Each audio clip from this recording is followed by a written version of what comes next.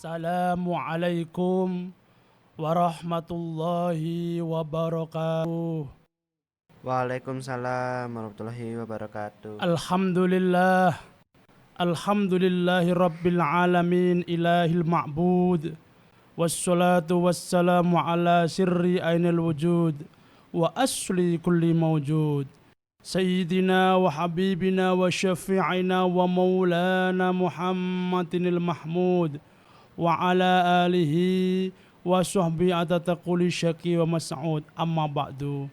Kaum muslimin, muslimat yang dirahmati dan diberkahi Allah Subhanahu wa taala. Alhamdulillah, summa alhamdulillah.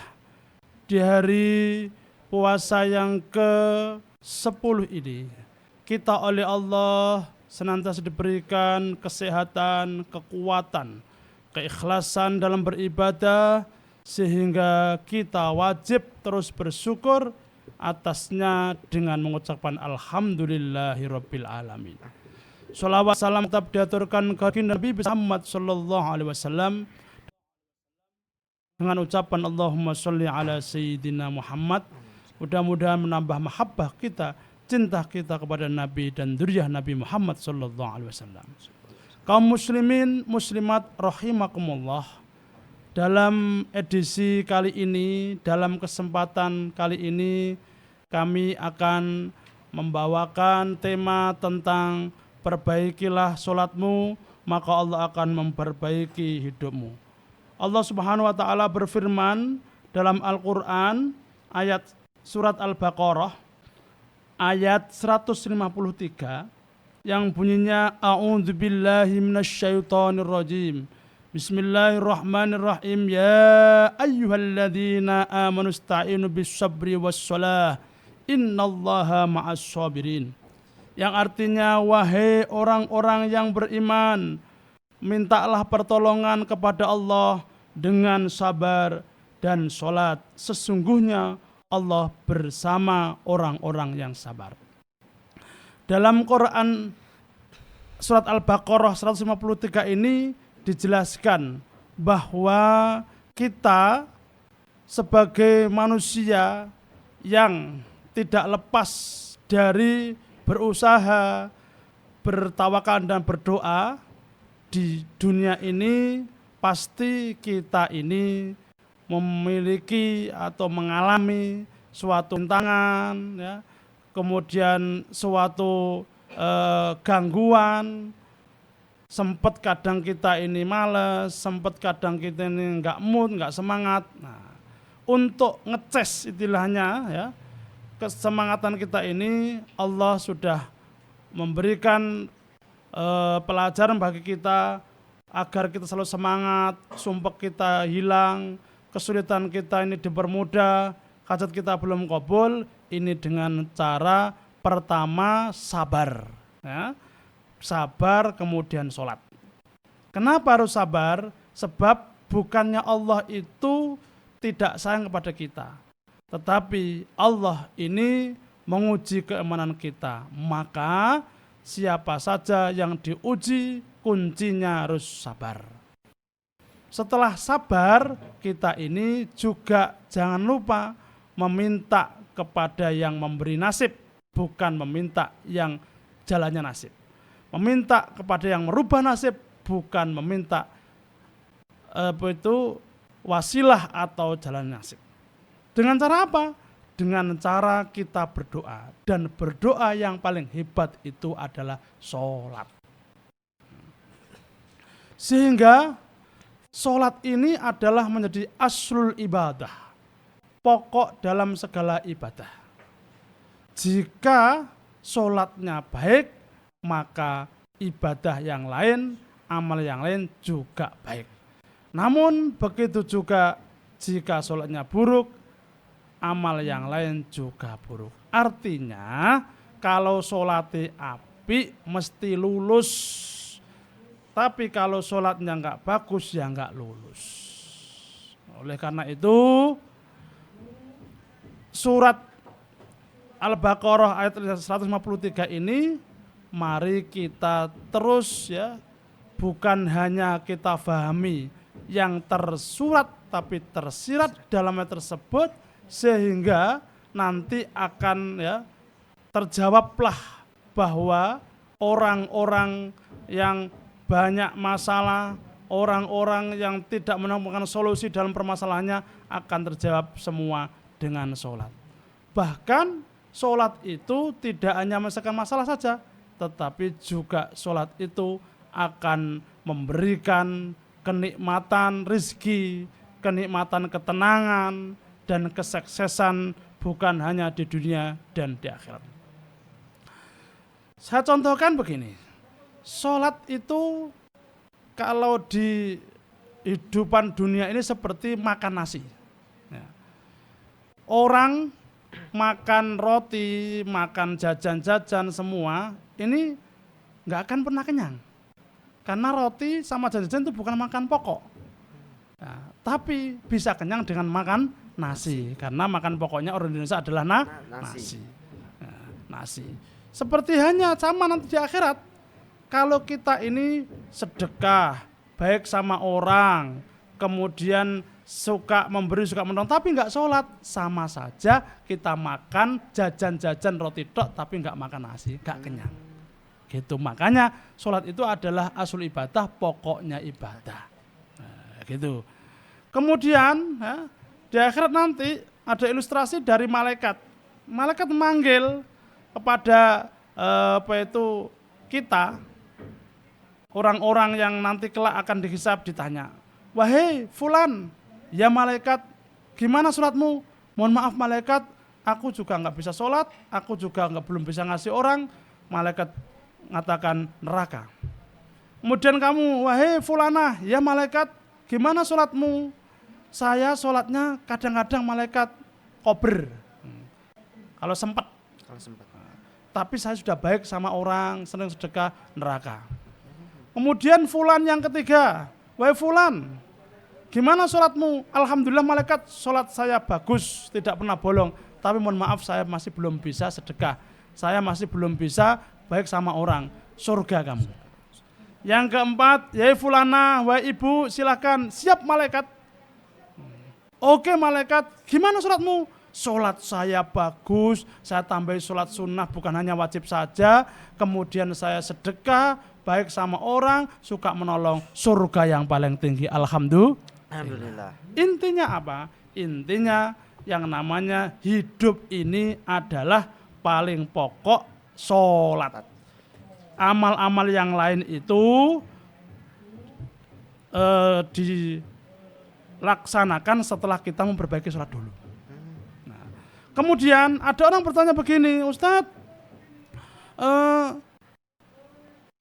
orang sholatnya bagus, tapi kok masih suka korupsi, suka bohong, suka menghina orang. Mohon maaf, jangan salahkan sholatnya.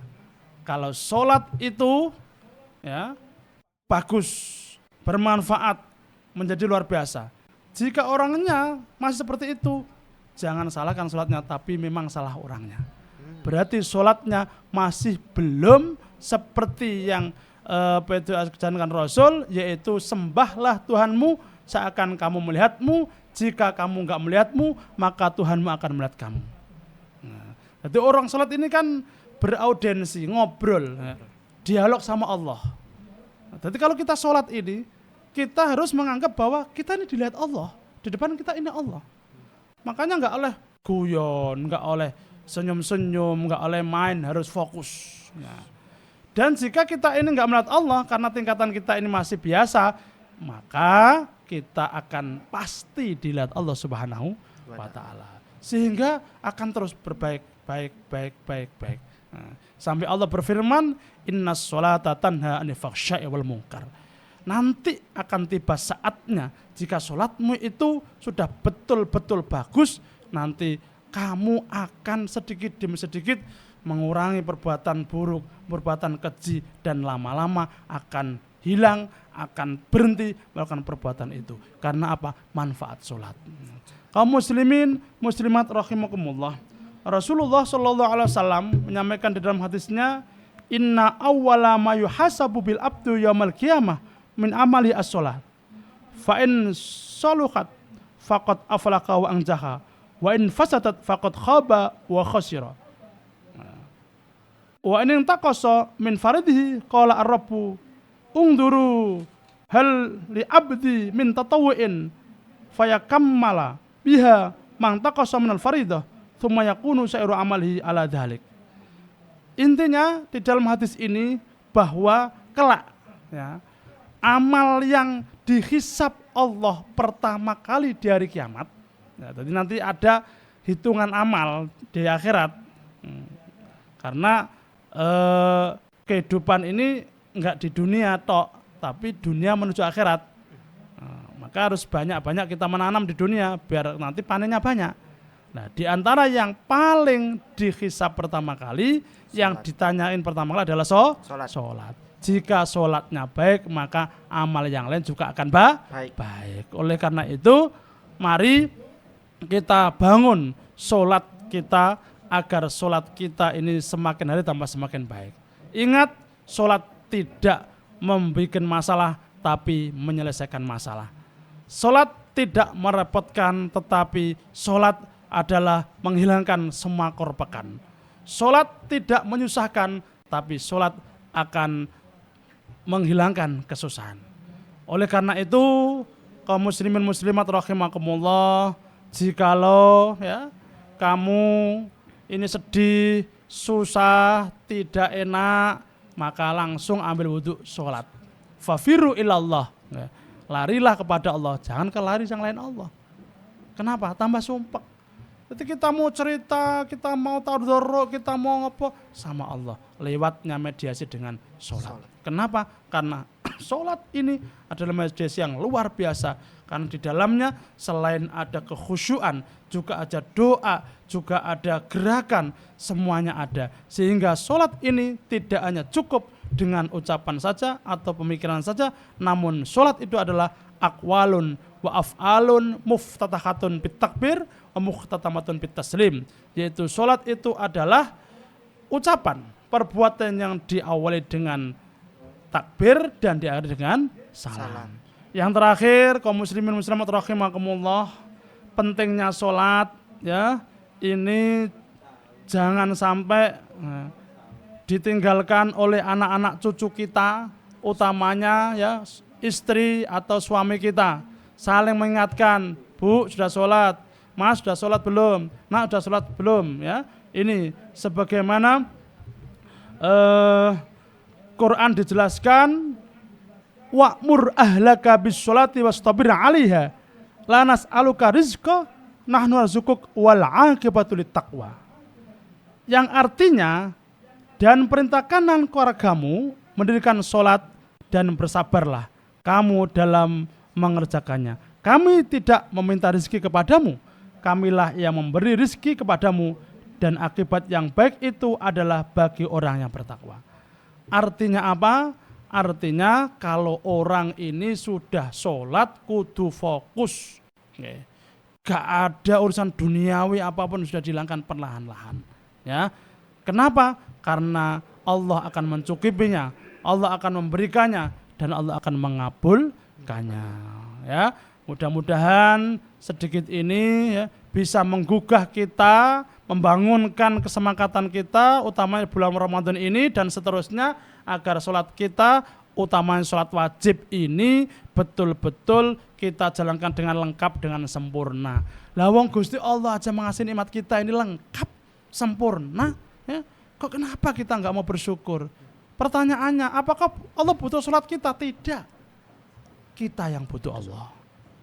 Karena apa? Karena paling ringan. Ya, sholat itu adalah mensyukuri kenikmatan Allah, diberikan tangan, diberikan mata, diberikan kaki, diberikan hati. Insya Allah kalau hati, mata, kaki dan seluruh tubuh kita ini kita buat sujud kepada Allah, Allah akan memberikan kenikmatan yang biasa, yaitu tidak pernah sakit, tidak pernah ada bahaya, musibah dan hal-hal yang lain. Mudah-mudahan kita semakin rajin sholat kita di Ramadan yang penuh berkah ini, dan mudah-mudahan Allah selalu memberikan pertolongan kepada kita, anak-anak kita, keluarga kita, sehingga keluarga kita yang asalnya sholatnya masih belum lengkap, masih belum jangkep, sholatnya akhirnya dijangkep berkah Ramadan dan sampai seterusnya sehingga betul-betul keluarga kita keluarga yang sholat. Amin. Amin. Amin ya Rabbal Alamin. Silahkan kalau ada yang mau bertanya mungkin dari masnya atau mbaknya tentang masalah sholat yang disingkat dalam judul perbaiki sholatmu maka Allah memperbaiki nasibmu. Ocean Garden bisa menjadi salah satu pilihan restoran untuk menikmati hidangan Jawa sampai seafood. Restoran Legend 1 ini memiliki 5 cabang di Kota Malang. Salah satu lokasinya ada di cabang Trunojoyo depan stasiun Kota Malang. Dari pelayanan sangat cepat, stafnya juga ramah. Fasilitas dan layanan juga sangat lengkap. Dari area event, meeting room, VIP, musola, kamar mandi, sampai playground untuk anak-anak. Suasana di restoran ini asri dan sejuk. Jangan khawatir, pilihan tempat untuk makan juga tersedia dari smoking area, non-smoking area, sampai area joglo. Untuk pengunjung bisa membeli buah segar dan durian premium dengan harga terjangkau. Menu makanan juga tidak perlu diragukan lagi. Dari menu rekomendasi ayam, gurami, sayuran, sampai dengan pilihan berbagai macam es. Jadi, tunggu apa lagi? Jangan lupa berkunjung ke Ocean Garden. Ya, terima kasih pertanyaannya bagus. Yaitu hukumnya berkhumur ini bagaimana saat berpuasa. Ingat, ini adalah puasa wajib. Dan kalau puasa wajib harus kita jaga. Ya. Kalau berkhumur itu adalah sunnah. Ya. Maka jangan sampai kita menghilangkan wajib gara-gara kita ini memperjuangkan sunnah. Istilah Jawa ini mburu uceng kelangan delek. Berarti bagaimana? Harus berkhumur tapi hati-hati. Namun mohon maaf, berkhumurnya ini boleh mulai pagi sampai zuhur. Tapi setelah zuhur tidak boleh. Karena apa? Karena menghilangkan bau abab badeke orang yang puasa. Menurut awak dhewe kan badek bau, tapi menurut Allah mengatakan la khalufus shaimi atyabu minal miski. Sesungguhnya bau badeke abape wong poso iku lebih wangi daripada minyak misik. Gitu. Makanya harus berhati-hati soalnya khumur iku sunnah.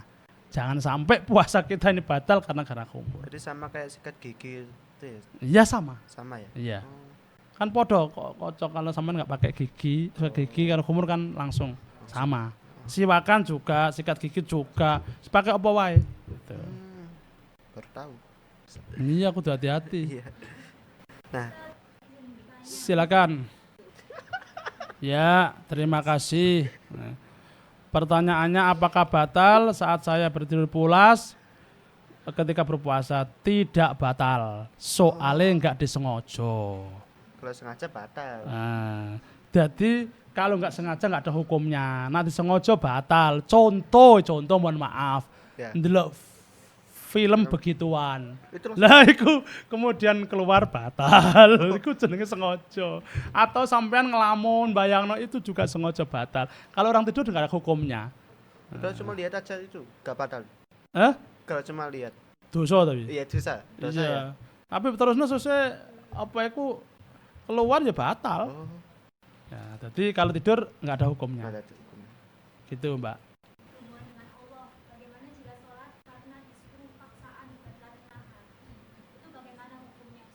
Ya, jadi sholat ini perintah, maka kita harus jalankan. Untuk urusan khusyuk, urusan kepeksa, memang harus dipaksa. Gitu. Ada orang begini, kon sholat khusyuk? Enggak, lah apa sholat wong ora khusyuk? Jangankan kita, wong ustadz yang besar-besar belum tentu khusyuk. Pemene bojone papat. Maka dijalankan dulu, disiplin dulu, nanti akan timbul khusyuk, akan timbul ikhlas. Nah, dipaksa dhisik, baru nanti apa itu lama-lama kelamaan ikhlas. Karena tujuannya adalah Allah itu memerintahkan dan perintah itu harus dilaksanakan, mau nggak mau dilaksanakan. Karena kalau nggak dilaksanakan berdosa. Nah, untuk selanjutnya timbul khusyuk, timbul ikhlas, ya, nggak kepaksa, ini akan berjalan dengan sendirinya. Pokoknya intinya Gusti Allah merintah sholat kudu dilakoni. Nah, Ustaz, izin bertanya. Siap. Oh, Mbak Dia, ya dah. Mbak Dia dulu. Siap, Mbak. Ini dari seorang. Ya, Mbak. Ada pertanyaan, bagaimana hukumnya wong poso tapi ora sholat gitu ya. Padahal sholat itu adalah pokok. Ini kewajiban harus dipilah-pilah. Ya, sholat itu juga wajib, puasa juga wajib. Termasuk daripada rukun syahadat kan ada 5. Rukun Islam ada 5, syahadat, sholat, zakat, puasa, haji. Maka jika dia enggak puasa tapi enggak sholat, ya ini puasanya nanti urusannya sama Allah. Ya, karena pahala puasa ini ya dari Gusti Allah illas syama fa innahu li. Ya da'u syahwatahu wa ta'amahu min ajli. Semua ibadah ini saya beri pahala dan saya tambahkan kecuali puasa. Puasa itu khusus aku. Nah sekarang wong poso gak sholat, nah tetap secara syariat ya sah. Puasa itu kan adalah menahan makan dan minum mulai dari fajar sampai terbitnya matahari. Adapun dapat pahala dengan Allah tidaknya itu urusan Allah, kita nggak tahu. Nah gitu. Tetap kita sebagai saudara semuslim kudu menghormati, menghargai. Ojo kok ngomong nih, lah kon poso tok dalam suratnya percuma jangan. Nah itu. Ya, ini adalah godaan. Wong awak dia gak pangeran kok. Nah, ya benar, dia bukan Tuhan kok dia bilang seperti itu. Nah. Cuma kita harus ingat fa innahu li. Ya, itu pahala puasa itu aku yang ngasih pahala. Saya ngasih pahala. Gak iso didelok, gak iso diraba. Ya. Kan puasa itu sama nang jedeng kamar mandi kan gak roh ngombe. Ya, sampean moro-moro ndekem ning kamar dikunci kabeh kemudian makan cilok. Mokel kan enggak. Nah, makanya puasa itu adalah melatih kejujuran. Nah, gitu ya. Makanya sebenarnya kalau orang puasa ya berarti sholat. Kan tadi intinya sholat. Gitu. Adapun untuk masalah diterima dan tidaknya ini urusan Allah, tapi masalah syariat kalau sudah benar tetap puasanya sah. Gitu, Mbak. Terima kasih ya. Ada pertanyaan. Orang sudah khusyuk, sudah bagus salatnya kok masih diuji. Ya, tetap diuji terus. Ingat, di dunia ini nggak ada yang nggak diuji. Tapi jika ada orang wis baik kok diuji, maka akan diangkat derajatnya oleh Allah. Gitu ya. Tapi kalau orang nakal biyen kok diuji, itu berarti ngersi itu sane. Gitu ya. Kita punya masa lalu yang buruk, dibersihkan. Tapi kalau orang sudah baik, sudah sholatnya rajin kok dia ini masih diuji, ini akan diangkat derajatnya oleh Allah. Gitu ya. Jadi idza qabal abdan ibtalah. Jika Allah cinta pada seseorang bukan malah dilulu tapi diuji. Itu maka yang paling enak itu hidup kita jalani. Soalnya begini. Terkadang menurut kita ini bagus, menurut Allah belum tentu bagus. Makanya kenapa kita kalau mau aktivitas harus bismillahirrahmanirrahim. Bismillahirrahmanirrahim agar ya menurut kita bagus, menurut Allah juga bagus. Gitu loh. Karena Allah mengetahui apa yang tidak kita ketahui. Ya, oleh karena itu jangan pernah berhenti. Orang yang diuji terus, ayo kita terus, itu dicintai Allah. Kita dikenal sama Allah, kita diangkat derajatnya oleh Allah. Dan ingat, setiap ujian pasti akan ada selesainya. Enggak boleh yang namanya kita patah hati, enggak boleh kita nelongso, enggak kita boleh putus asa, enggak boleh ya. Karena pasti ada selesainya. Dan itu akan ada manfaat besar. Manfaat ini bukan hanya ke diri kita, tapi anak kita bisa cucu kita. Kita ini memang hamba yang harus berintrospeksi diri terus. Apalagi kita ini dulu punya masa lalu, punya dosa. Tapi perjalanan introspeksi kita ini ya, untuk bertobat kepada Allah, kita harus yakin dengan ampunan Allah. Innallaha ghafurur rahim. Sesungguhnya Allah ini maha pengampun ya, banyak ngampuninya dan juga banyak kasih sayangnya. Banyak orang itu ya, mohon maaf, dia pelacur kemudian menjadi orang luar biasa. Banyak dia yang pembunuh menjadi seorang wali. Ya. Kenapa kita tidak? Tapi niat kita bukan seperti itu, tapi harus yakin dengan ampunan Allah. Kita ini karena terhantui dengan ucapan orang-orang gitu loh. Makanya mohon maaf, ketika kita ini mau tobat harus milih guru yang betul, milih ustadz yang betul. Nanti kalau diarahkan nggak betul bahaya sampean. Bahayanya apa? Tambah sampean, mohon maaf, tobatnya tobat lombok. Ya, kalau ada ustadznya tobat, kalau nggak ada sudah selesai kembali lagi. Nah, maka harus betul-betul guru yang menuntun agar kita tobat betul dan benar. Nah, benar. Ya Allah, memang seperti itu nikmatnya. Gitu ya. Jadi harus yakin dengan ampunan Allah. Ya, meskipun dosa sebanyak puih yang ada di luar pasti diampuni. Kalau kita mau betul-betul tobat, menyesal, berhenti dan kembali kepada Allah Subhanahu wa taala. Begitu, Mas. Ya. Alhamdulillah tausiah sore hari ini banyak yang bertanya dan alhamdulillah kami bisa menjawabnya. Mudah-mudahan ya bisa tersampaikan semua dan mudah-mudahan bisa lego semua, utamanya bisa diamalkan kita dalam kehidupan sehari-hari ya. Amin. Jangan sampai yang namanya kita ini tinggal sholat soal iling, jangan sampai nanti kita kelaparan di akhirat. Kalau di dunia kelaparan mesti koncone utang iki iso. Kalau di akhirat mau utang siapa?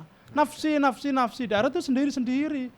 Kalau di sini utang njaluk wong tuane enggak dapat, teman dapat, tetangganya pasti dikasih. Bahkan kalau puasa gak ada duit iso mangan, ya, iso takjil, iso sahur ada di masjid-masjid. Tapi kalau di akhirat enggak ada seperti itu. Dia sendiri-sendiri.